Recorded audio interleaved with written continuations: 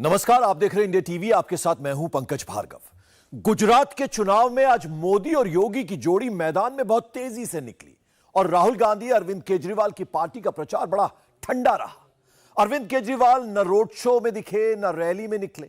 आम आदमी पार्टी भी सोशल मीडिया पर शांत रही और वजह है तिहाड़ जेल से निकला एक और वीडियो। इस वीडियो में केजरीवाल के मंत्री अखरोट, बादाम, किशमिश खाते दिख रहे हैं। सुबह में मंत्री जी के लिए जेल के अंदर ही फल की टोकरी, केला, संतरा, मौसम्मी, नारंगी पहुंच जाता था। दोपहर में लंच के वक्त भी ड्राई फ्रूट्स, फ्रूट सैलेड, तेल और नमक के साथ सब कुछ मुहैया हो रहा था। आम आदमी पार्टी जिस वीडियो को हर हाल में टीवी पे आने से रोकना चाहती है, कोर्ट में बार बार कह रही है कि इस वीडियो को टीवी पर दिखाना मना हो जाए। हम उस वीडियो को बिना सेंसर किए आज आपको दिखाने जा रहे हैं। केला, सेब, सलाद और ड्राई फ्रूट्स के साथ पौष्टिक आहार। तो क्या तिहाड़ में ऐसे ही चल रहा है जेल मंत्री का दरबार? 13, 14 और 21 सितंबर को सत्येंद्र जैन बहुत चैन से रेप के आरोपी से मसाज करवाते हैं, पीठ दबवाते हैं। फिर 13 सितंबर की शाम 4:30 बजे ड्राई फ्रूट्स मंगवाते हैं। 1 अक्टूबर को ठीक उसी वक्त फलाहार करते हैं। 3 अक्टूबर दोपहर 2 बजे भरपेट फ्रूट्स का सेवन करते हैं। डब्बों में भर भर कर बाहर से खाना मंगाया गया। सत्येंद्र जैन को सर्व करने के लिए बाकायदा दूसरा कैदी कमरे में आया। जैन तिहाड़ की कैंटीन में जाकर खाना खा सकते थे, लेकिन उन्हें 5 स्टार रूम सर्विस दी गई। पहले 6 मिनट का वीडियो, अब 7 मिनट का वीडियो। तो क्या सत्येंद्र जैन के तिहाड़ कांड ने दिल्ली एमसीडी चुनाव से लेकर गुजरात चुनाव तक केजरीवाल का सियासी काम तमाम कर दिया है? पहले मसाज, फिर खुराक, तिहाड़ में जैन के चैन वाले ठाट बाट। तो क्या तिहाड़ नहीं आपका रिजॉर्ट कहिए जनाब? क्या आपके कैश पर हो रही है जैन की जेल में ऐश? बीजेपी ने केजरीवाल एंड कंपनी की नई पिक्चर रिलीज कर दी है। सजा में मजा का नाम देकर आने वाले चुनावों में आपकी जमानत जब्त करने की कहानी फिट कर दी है। जेल के बारे में तो आपको मालूम है, लगता ही नहीं है कि वो जेल है या वो रिजॉर्ट है। ड्राई फ्रूट भी खाए जा रहे हैं। एक रेपिस्ट के द्वारा मसाज भी उनकी की जा रही है। अरविंद केजरीवाल, कहां आपकी नैतिकता चली गई? आपकी अंतरात्मा मर गई। आज आपको जवाब देना पड़ेगा। जेल के अंदर जेल के नियम होते हैं, मनीष सिसोदिया जी के घर के नियम नहीं होते। आपने देखा कि बेड किस तरीके से लगा हुआ था? वो तो साफ दिखाई दे रहा है कि ये बेड जेल का बेड नहीं है। ये तो इनका लगता है कि पर्सनल डोमेस्टिक स्टाफ साथ में लगा हुआ है। इंटरेस्टिंग बात यह है कि बीजेपी बुधवार सुबह जैन का वीडियो रिलीज करती है, प्रेस कॉन्फ्रेंस भी करती है, लेकिन पिछली बार की तरह इस बार जैन को डिफेंड करने के लिए सिसोदिया वीडियो आने के तुरंत बाद प्रेस कॉन्फ्रेंस नहीं करते। केजरीवाल ट्विटर पर कई घंटों तक रिएक्ट नहीं करते। इस दौरान आम आदमी पार्टी के हैंडल से भी जैन के नए वीडियो पर एक भी ट्वीट नहीं आता। तो क्या यह चोरी पकड़े जाने का डर है, क्योंकि ये वही सत्येंद्र जैन हैं जिन्होंने कोर्ट को तो कुछ और ही कहा था। कुछ घंटों पहले ही क्लेम किया था कि जेल में अच्छा खाना नहीं मिल रहा है, ठीक से इलाज नहीं हो रहा है, 6 महीने से अन्न का एक भी दाना नहीं खाया, 28 किलो वजन घट गया है। जबकि नया वीडियो आने के बाद जेल प्रशासन के सूत्र दावा कर रहे हैं कि सत्येंद्र जैन का वजन तो 8 किलो बढ़ गया है, घटा नहीं है। 5 दिन के भीतर तिहाड़ कांड के 2 वीडियोज ने आम आदमी पार्टी को पूरी तरह से बैकफुट पर धकेल दिया है। इसलिए अभी से इन तस्वीरों पर लीपापोती शुरू हो गई है।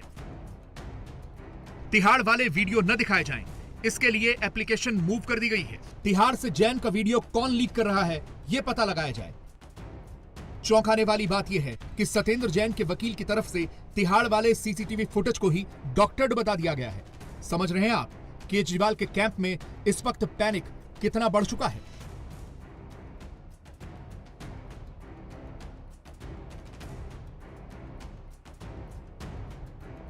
ऐसा सारी फैसिलिटीज आपको मिलती हैं जो कि दूसरों को नहीं मिलती या दूसरों से अलग मिलती हैं, तो ये जेल नहीं है. That means he is under a house arrest. You created a house for him.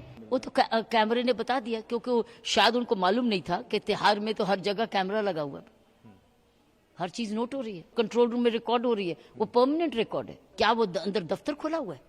Jail में अंदर उन्होंने ऑफिस खोला है? और किसने अलाउड किया है? कौन नहीं, एक्शन कौन लेगा? एक्शन लेने वाला तो अंदर बैठा है. अगर एक्शन लेने वाला खुद प्रिजन मिनिस्टर है. तिहाड़ में चैन से जी रहे जैन का दूसरा वीडियो आने के बाद दिन भर तो आपके कैंप में सन्नाटा पसरा रहा. लेकिन बुधवार देर शाम दिल्ली के डिप्टी सीएम के हवाले से एक मैसेज आया और आम आदमी पार्टी ने अपने ट्विटर हैंडल पर फिर से वही मनोहर कहानियां वाला टेक्स्ट चिपका डाला. जिस वीडियो पर सफाई देनी चाहिए थी, उस पर गर्व वाला टेक्स्ट फिट करके विक्टिम कार्ड वाला माहौल बना दिया. केजरीवाल का प्लान सिंपल है. गुजरात जाकर हेट मोदी, हेट बीजेपी चिल्लाना है, जैन के वीडियो पर पर्दा डालना है.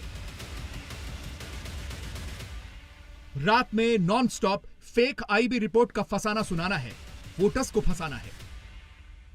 आईबी एक जासूसी कंपनी है केंद्र सरकार की. आईबी की रिपोर्ट आई है, गुजरात में बीजेपी जाए छे, पार्टी आवे छे. ये तो चुनाव के पहले ही डर गए, ये तो अभी से डर गए.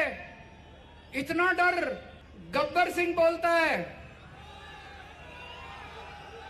कि जब मां दूर दूर दूर तक कोसों दूर कोई बच्चा रोता है तो मां बोलती है बेटा सो जा, नहीं तो गब्बर सिंह आ जाएगा. आज गुजरात में कोसों दूर जब कोई भाजपा का नेता रोता है तो मां बोलती है बेटा सो जा, आम आदमी पार्टी का कार्यकर्ता आ जाएगा. इतना डरते हैं ये लोग आम आदमी पार्टी से, इतना डरते हैं. ये कहते हैं डबल इंजन की सरकार होनी चाहिए. दोनों इंजन बेकार हो गए. दोनों इंजन को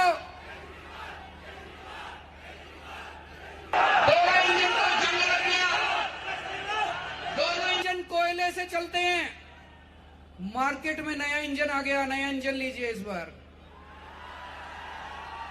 बिजली से चलता है, इलेक्ट्रिक इंजन है. नया इंजन, नई तकनीक. डबल इंजन की सरकार नहीं चाहिए, नए इंजन की सरकार चाहिए.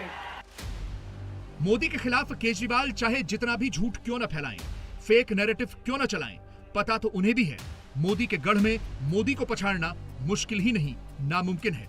सबूत आपके सामने है. बुधवार को मोदी ने 6.5 घंटों के भीतर 4 जिलों की 29 सीटों का सीधा कैलकुलेशन बीजेपी के फेवर में कर दिया. फिर एक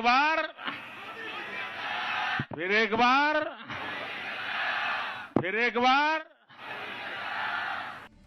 बीजेपी ने पिछली बार मेहसाणा की 7 में से 5 सीटें जीती थी. दाहोद की 5 में से 2 सीटों पर बीजेपी का कब्जा था.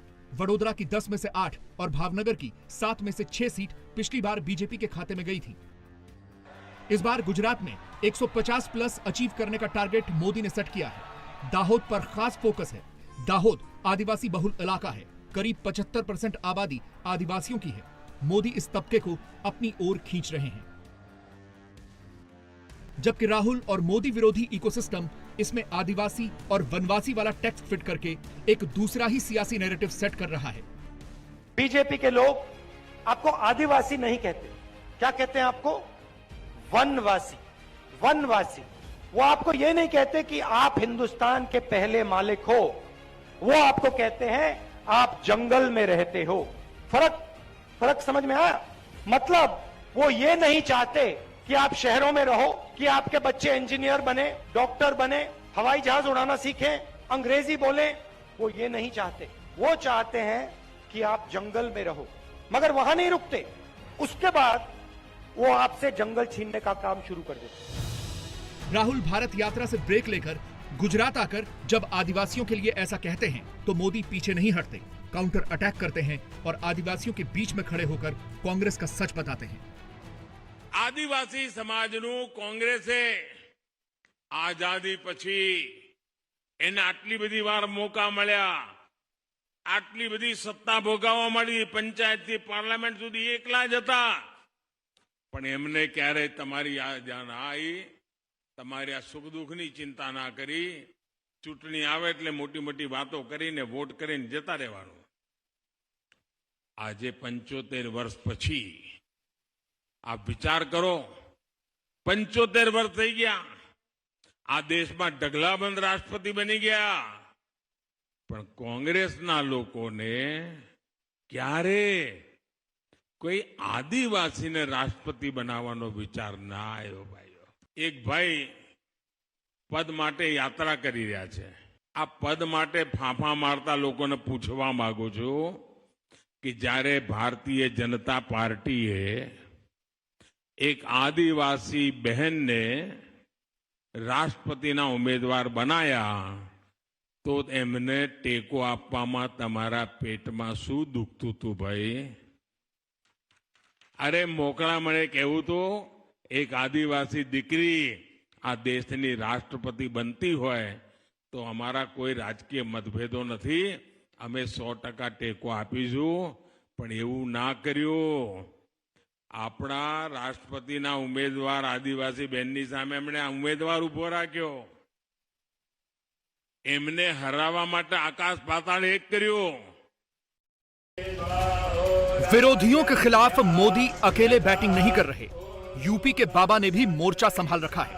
गुजरात कांग्रेस को क्यों न चुने, आम आदमी पार्टी पर केजरीवाल पर रत्ती भर भरोसा क्यों न करे।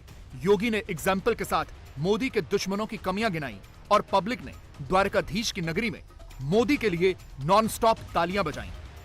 कांग्रेस को क्यों चुनना है? आप जानते हैं उत्तर प्रदेश के अंदर 25 करोड़ की आबादी है। 25 करोड़ की आबादी में 403 विधानसभा सीट है और कांग्रेस के पास अभी इसी साल चुनाव हुए थे, वहां विधानसभा के कितनी सीट है? 2।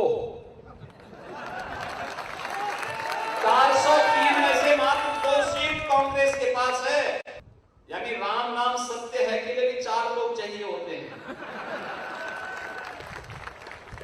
तो क्या कांग्रेस को कोई चुनेगा? आम आदमी पार्टी तो कांग्रेस की ही कार्बन कॉपी है, कोई अंतर नहीं है। रोज उनके कोई ना कोई एक नया घोटाला उनका सामने आता है। किस कदर दिल्ली को इन्होंने बर्बाद कर दिया। झूठी अफवाह फैलाते हैं, झूठा ख्वाब दिखाते हैं, अराजकता फैलाने का काम करते हैं।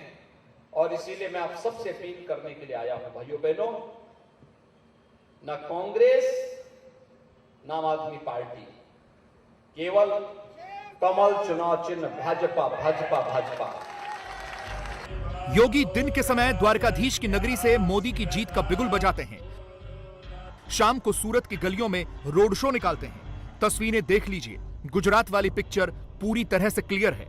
टक्कर तो दूर की बात, मोदी और मोदी की टीम के आगे सारे विरोधियों का चित होना कंफर्म है। मोदी पर लोगों का भरोसा यूं ही नहीं बना, मोदी ने अपने राजनीतिक जीवन में उस भरोसे को कमाया। गुजरात के लिए मोदी क्या हैं, क्यों हैं, इसके लिए शब्दों की नहीं, बुधवार की इस तस्वीर को देखने की जरूरत है।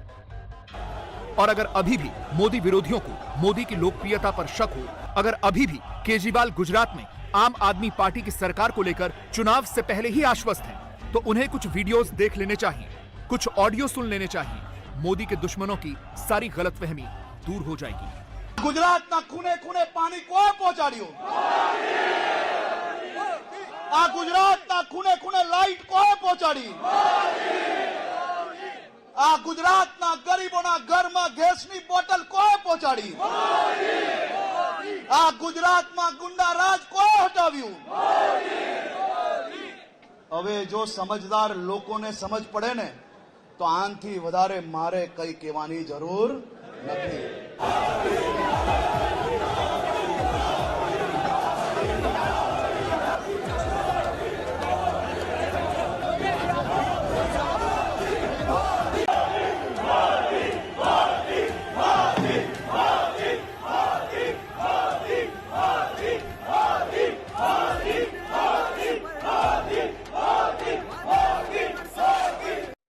ओवैसी गोधरा तक आ गए हैं। कहा जा रहा है कि इस चुनाव का सबसे ज्यादा अग्रेसिव भाषण गोधरा में ही होगा।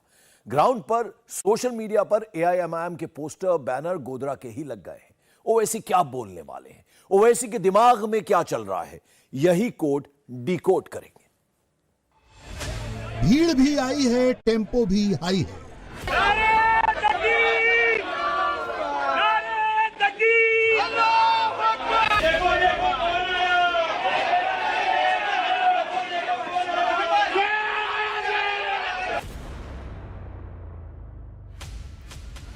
ड्रामा भी ठीक है, डायलॉग भी ठीक है। नौजवानों, 5 तारीख को आपको क्या करना है, ये पतंग की डोर पकड़ के एक साथ सबको, यही काम आपको करना है। भाईजान सब तो ठीक है, लेकिन पतंग उड़ेगी या हाथे से उखड़ जाएगी, बात इसकी है क्योंकि रिकॉर्ड सही नहीं है। भीड़ तो भाईजान यूपी में भी जुटी थी, खूब मुसलमान कब्रिस्तान किया था, लेकिन 95 सीट पर लड़े थे, 94 में जमानत जब्त हो गई, नतीजा 0 रहा। बिहार बंगाल में भी भीड़ जुटाई थी, खूब डायलॉग सुनाया था, बंगाल में भी पतंग कट गई, बिहार में जो जीते थे वो भी लालटेन के साथ लटक लिए। इस बार गुजरात में भी भीड़ जुटी है, 42 सीटों पर लड़ने का ऐलान किया है, और वही दावे हैं, वही डायलॉग है, वही मुद्दे हैं, वही टारगेट है, पूरी टेम्पलेट वैसी की वैसी। मीम, भीम, दंगा, गोधरा, बिल्किस, कब्रिस्तान, CAA, EWS reservation, Modi, Congress, Kejriwal, छोटा रिचार्ज, डर, खौफ और इमोशन। और वहीं सवाल है, भाईजान के साथ कितना मुसलमान है? क्या गुजरात का मुसलमान ओवैसी को वोट देगा? डरने और घबराने की जरूरत नहीं है। मैं आपसे वादा कर रहा हूं कि मैं पहली मर्तबा यहां पर नहीं आया हूं गुजरात को। जब 2002 के फसादात चल रहे थे तो मैं हैदराबाद से 50 लाख की दवाओं के साथ 20 डॉक्टरों को लेकर आया था। शालम की दरगाह में हम लोग रुकते थे, वहां पर हमने कैंप चलाया, वटवा में चलाया, जूहापुरा में चलाया, शायद इस इलाके में आए थे या नहीं आए थे मुझे नहीं मालूम, मगर हम गुजरात को आए हैं। मैं आपको वादा कर रहा हूं कि मैं सिर्फ चुनाव के तक गुजरात को नहीं आया हूं, अल्लाह जब तक मुझे जिंदा रखेगा मैं आता रहूंगा। मेरी सियासी जिंदगी आवाम के दरमियान में रही है, और जब मैं इस दुनिया से जाऊंगा कब्रिस्तान को, किसी कब्रिस्तान को मुझे नहीं मालूम, मैं तुम्हारे ही कंधों पर जाऊंगा, मगर जब तक अल्लाह जिंदा रखेगा मैं आपको इत्मीनान दिला रहा हूं कि जुल्म को मैं बर्दाश्त नहीं करता, जालिम से हाथ नहीं मिलाता, मैं किसी ताकतवर के आगे सर नहीं झुकाता। मैं आवाम का था, मैं आवाम का ही रहूंगा। मैं आपका कादिम हूं और आपके दरमियान में रहकर हम लड़ाई लड़ते हैं। मुझे कोई मंत्री संतरी बनने का शौक नहीं है, मुझे सिर्फ इतना मेरी जिंदगी का मकसद है कि जब मैं दुनिया से चला जाऊं तो गरीब कहे कि हाँ, इसके दिल में हमारे लिए थोड़ी सी मोहब्बत थी, ये हमारी आवाज था, ये हमारी ताकत था। ओवैसी मुसलमानों की गैरत को ललकार रहे हैं, दलित शक्ति की बात कर रहे हैं। इसी इक्वेशन को ध्यान में रखकर दानी लिम्डा से हिंदू दलित कोशिका परमार को टिकट दिया, और उन्हीं के प्रचार में ओवैसी दानी लिम्डा पहुंचे थे, जहां जमकर दलित मुसलमान किया।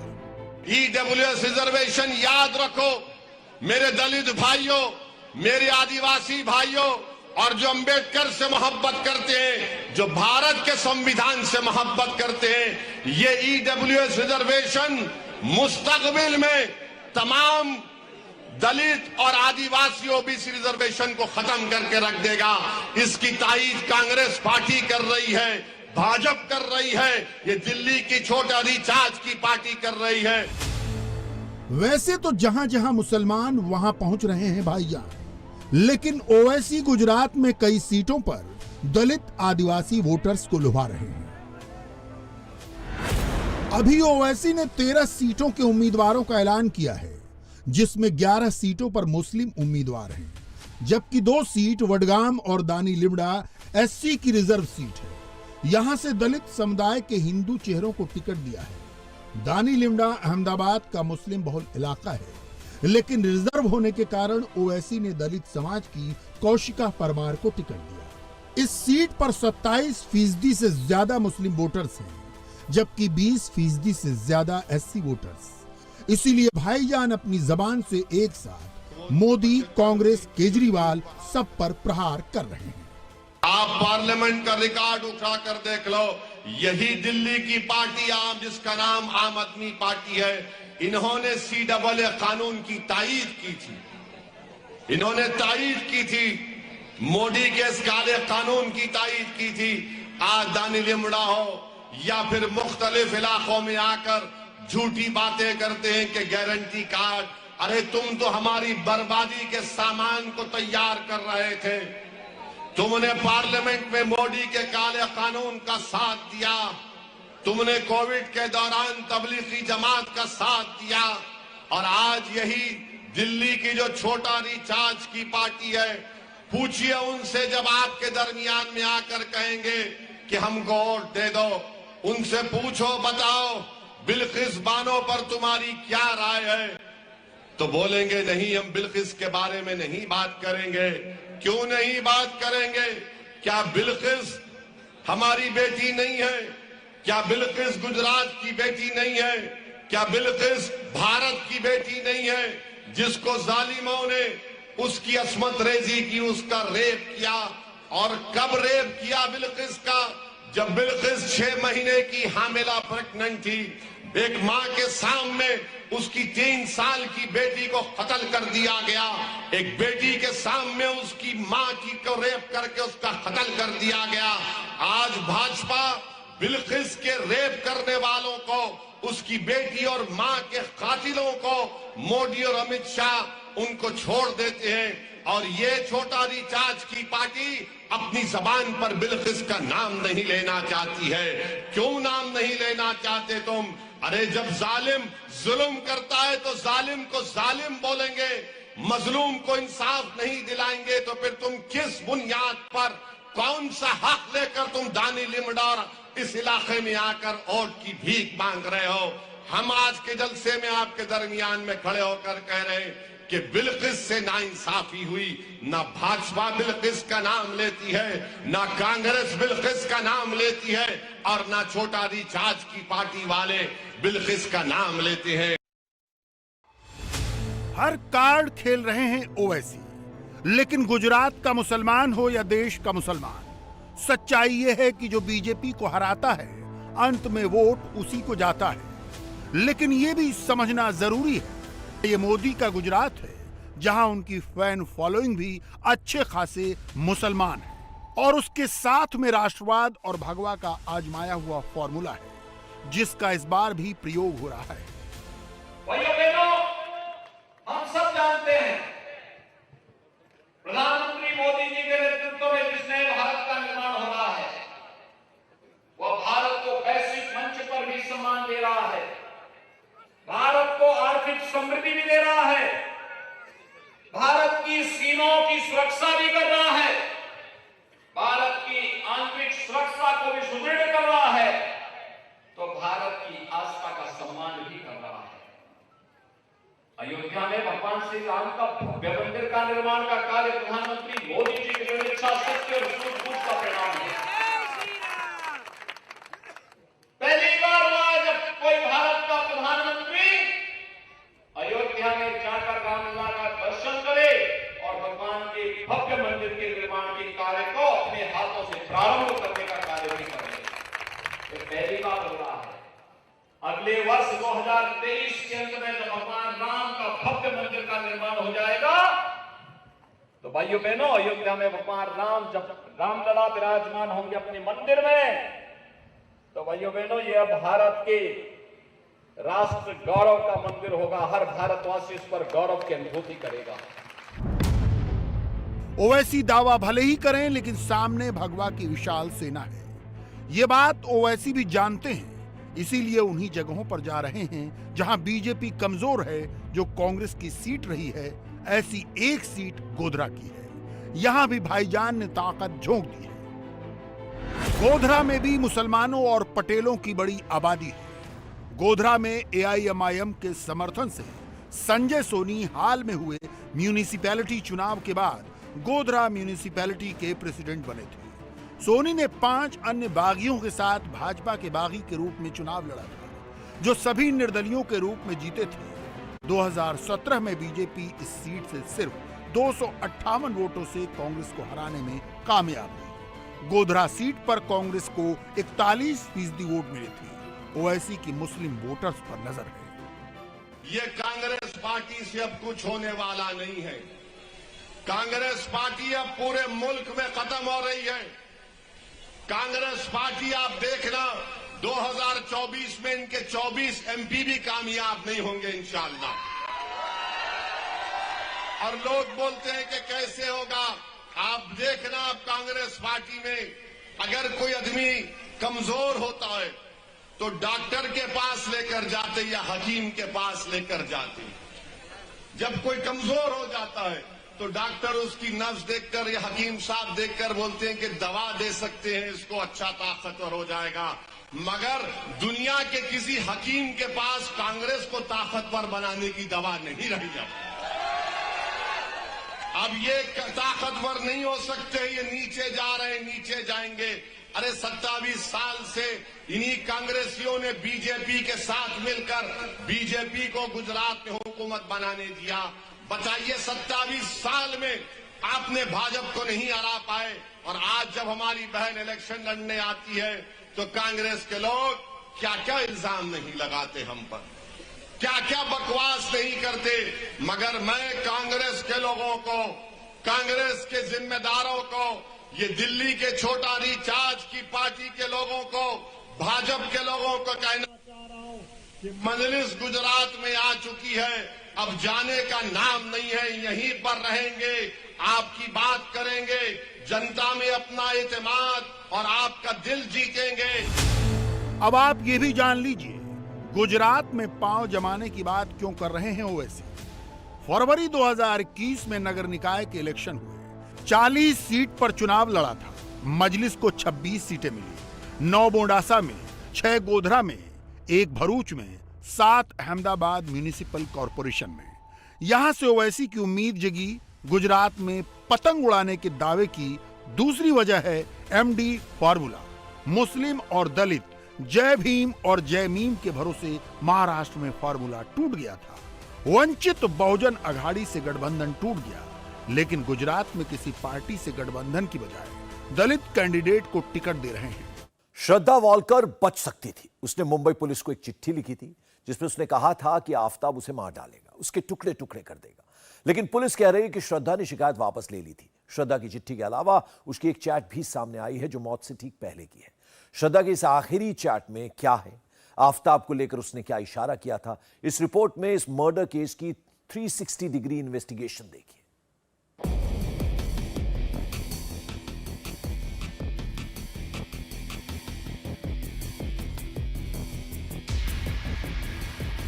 श्रद्धा मर्डर केस में पुलिस को सबसे बड़ा ब्रेक थ्रू मिल गया है। चिट्ठी, चैट और कातिल का रफ नोट, ये 3 ऐसे सबूत हैं जिसमें इस मर्डर केस का पूरा सच छिपा है। इसमें सबसे इंपॉर्टेंट है श्रद्धा की 2 साल पुरानी एक चिट्ठी जो श्रद्धा ने मुंबई पुलिस को लिखी थी। श्रद्धा को इस बात का अंदाजा हो गया था कि आफताब उसे मार डालेगा, उसके टुकड़े टुकड़े कर देगा। श्रद्धा ने इस चिट्ठी के जरिए पुलिस को जो शिकायत दी थी, पहले वो देखिए। मैं श्रद्धा विकास वालकर, उम्र 25 साल, आफताब पूनावाला उम्र 26 साल के खिलाफ शिकायत देती हूँ कि वो मेरे साथ बदसलूकी करता है, मुझे मारता है। आज उसने मेरा गला दबाकर मेरी जान लेने की कोशिश की। उसने मुझे डराया और ब्लैकमेल किया कि वो मुझे मार देगा और मेरे टुकड़े टुकड़े करके कहीं दूर फेंक देगा। वो पिछले 6 महीने से मुझे मारता पीटता है, लेकिन मेरे पास पुलिस में जाने की हिम्मत नहीं थी क्योंकि उसने मुझे धमकी दी थी कि वो मुझे जान से मार देगा। उसके माँ बाप ये जानते हैं कि वो मुझे मारता है और उसने मेरी जान लेने की कोशिश की। मैं अब तक उसके साथ रह रही थी क्योंकि हम उसके परिवार की मर्जी से शादी करने वाले थे, लेकिन अब मैं उसके साथ नहीं रह सकती। ऐसे में मेरे साथ होने वाले किसी भी शारीरिक नुकसान के लिए वही जिम्मेदार होगा। 23 नवंबर 2020 को लिखी इस चिट्ठी में श्रद्धा ने जो बातें लिखी थी, आफताब ने बिल्कुल उसके साथ 2 साल के बाद वैसा ही कुछ किया। इस चिट्ठी से 3 बातें तो पूरी तरह से साफ है। पहली बात तो ये कि आफताब पिछले 2 साल से श्रद्धा की हत्या करने की साजिश रच रहा था। दूसरी बात ये कि श्रद्धा को भी इस बात की आशंका थी कि आफताब उसकी हत्या कर सकता है, इसलिए वो पहले से ही काफी डरी सहमी हुई थी। और तीसरी सबसे महत्वपूर्ण बात ये कि आफताब के माता पिता को हर एक बात की जानकारी थी। श्रद्धा वॉकर ने ये शिकायत मुंबई के तुलिंज पुलिस स्टेशन में की थी। सवाल ये उठा कि क्या मुंबई पुलिस ने इस केस में लापरवाही की। इसी को लेकर पुलिस की सफाई आई है। मुंबई पुलिस का कहना था कि जांच अधिकारी ने श्रद्धा और आफताब को फोन किया था, उन्हें थाने पर भी बुलाया था, लेकिन वो थाने नहीं आए। इसके बाद पुलिस उनके फ्लैट पर भी गई थी, लेकिन श्रद्धा ने शिकायत वापस ले ली थी। यही वो चिट्ठी है जो श्रद्धा ने पुलिस को दी थी और अपनी शिकायत वापस ले ली थी। पुलिस ने ये लेटर भी शेयर किया है। इस मामले में जो भी जरूरी कार्रवाई करनी थी वो कार्रवाई पुलिस की तरफ से की गई है। जो अर्जी दी गई थी, अर्जी के ऊपर में जांच हुई है। जांच के बाद में खुद जो कंप्लेनेंट ने लिखित बयान दिया है कि उसकी अब कोई कंप्लेंट या तकरार रही नहीं है, और जो उसका जो ये था फ्रेंड था, उसके फ्रेंड के माँ बाप ने आके उनको मतलब समझाया था दोनों को भी, और अभी उसकी कोई तकरार नहीं है, ऐसा करके उसने रिटन स्टेटमेंट दिया था। श्रद्धा के पिता से इंडिया टीवी के रिपोर्टर राजीव सिंह ने एक्सक्लूसिव बातचीत की है। उनका कहना है कि इसमें पुलिस की लापरवाही है। अगर उन्हें जरा सा भी अंदाजा होता कि श्रद्धा की जान जा सकती है तो वो उसे किसी भी तरह वहां से निकाल लेते। श्रद्धा ने साफ साफ लिखा है कि आफताब उसके टुकड़े टुकड़े कर देगा, उसे फेंक देगा। इस पर आपका क्या कहना है? ये तो अभी जब मैंने अभी देखा ये लेटर ऐसे लिखा है, ये एक्चुअली पहले मालूम होना चाहिए था मुझे। तब मैं उसको श्रद्धा को बाहर निकलने की कोशिश करता था, मतलब घर पे लाने की कोशिश करता था जी। लेकिन अभी ये बात तो मुझे मतलब पहले मालूम ही नहीं थी कि एक ऐसे श्रद्धा को तकलीफ हो रही थी करके। श्रद्धा ने इस बात का भी जिक्र किया है अपनी लेटर में कि उसके माता पिता को, यानी कि आफताब के पेरेंट्स को इस बात की पूरी जानकारी थी। ये तो मुझे सही लग रहा है, बिल्कुल सही लग रहा है मुझे, क्योंकि उसके माँ ने मुझे बताया था कि ये श्रद्धा मेरे पास हमेशा आती थी। इनके जब भी झगड़े होती थी तभी वो मेरे पास आती थी। उनका फर्ज बनता था बताने की कि ये ऐसे श्रद्धा तकलीफ में है, तो आप भी जरा कोशिश कीजिए जी। तो मुझे तो यही लग रहा है कि इनका भी इसमें कुछ रोल है। आपको लगता है कि अगर उस वक्त पुलिस ने कार्रवाई की होती तो बिल्कुल होनी चाहिए थी, बच सकती थी, बिल्कुल बच सकती थी 100%। श्रद्धा की एक आखिरी व्हाट्सएप चैट भी सामने आई है। श्रद्धा ने मौत से ठीक पहले अपने दोस्त और टीम मैनेजर करण को मैसेज भेजा था। श्रद्धा ने करण से कहा था कि उसके पास कोई खबर है। श्रद्धा ने यह भी लिखा था कि वो बहुत बिजी है। करण ने 18 मई को श्रद्धा के मैसेज का रिप्लाई किया। इसी दिन श्रद्धा का मर्डर हुआ था। करण ने श्रद्धा से पूछा कि क्या खबर है, लेकिन श्रद्धा की तरफ से कोई जवाब नहीं आया। इसके बाद करण ने 24 सितंबर को फिर मैसेज किया और पूछा कि कहां हो तुम, क्या तुम सुरक्षित हो, लेकिन श्रद्धा का जवाब नहीं आया। श्रद्धा तब तक मर चुकी थी। मुंबई पुलिस ने वसई में करण से इस केस के सिलसिले में पूछताछ भी की थी और अब करण को पूछताछ के लिए दिल्ली भी बुलाया गया है। करण श्रद्धा के ऑफिस में उनके टीम मैनेजर थे। श्रद्धा ने करण को आफताब के बिहेवियर के बारे में काफी कुछ बताया था। जब आफताब ने श्रद्धा की बुरी तरह पिटाई की थी तो करण ने ही श्रद्धा के साथ जाकर पुलिस में इसकी शिकायत की थी और श्रद्धा का अस्पताल में इलाज कराया था। आफताब कितना शातिर था, इसका अंदाजा इससे लगाइए कि श्रद्धा का मर्डर करने के बाद भी वो लोगों को गुमराह करने की कोशिश कर रहा था। आफताब की इंस्टाग्राम चैट में इसका खुलासा हुआ है। आफताब की ये इंस्टा चैट 15 सितंबर की है, यानी 18 मई को श्रद्धा के मर्डर के करीब 4 महीने बाद। इसमें वो अपने और श्रद्धा के किसी कॉमन फ्रेंड को मैसेज करता है। आफताब पूछता है, भाई क्या हाल है, कहां हो, तुमसे बात करनी है, श्रद्धा से कहो कि मुझे कॉल करे। इसके बाद दोनों की 17 मिनट 33 सेकंड बात होती है, जिसमें आफताब ये जताने की कोशिश करता है कि श्रद्धा के बारे में उसे कुछ नहीं पता, वो उसे छोड़कर कहीं चली गई है। ये चैट श्रद्धा और आफताब के एक कॉमन फ्रेंड ने मुंबई पुलिस को दी है। मुंबई पुलिस ने इस दोस्त के बयान भी दर्ज कर लिए हैं। इंडिया टीवी हर वक्त हर जगह डाउनलोड करने के लिए सर्च करें India TV news Google play store या ऐप स्टोर पर।